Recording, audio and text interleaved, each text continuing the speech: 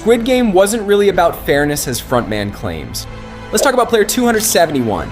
Imagine being stuck in a deadly game, surrounded by hungry competitors, and having to fight for a share of food that's supposed to be divided equally. Sounds fair, right? But for player 271, fairness was nowhere to be found. During the lunch break, the organizers provided just enough food for everyone to get their share. But player 101 and his gang had other plans. They took more than their fair share, leaving others, including 271, with nothing to eat.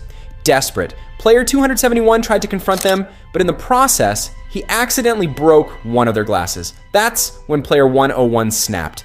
In a fit of rage, he beat player 271 to death for an accident. If the games were truly about fairness, why was player 271 left to starve while player 101 was free to steal food with no consequences? Why was there no punishment for murder outside of the game? Player 271's attempt to fight for what was rightfully his ended in a tragic, unjust death. Meanwhile, player 343, eliminated by Mr. Equality himself.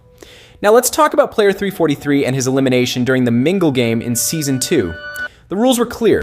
Players had to form pairs and enter the rooms together. But when the frontman and player 390 showed up, they found player 343 already inside his room with his partner. To correct the numbers, he would snap player 343's neck. Wait a second.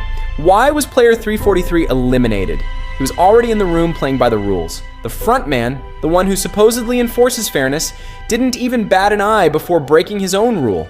If the Mingle game was all about forming fair pairs, why was the solution to simply murder someone who was already following the game's rules? The frontman's actions were as unfair as they come.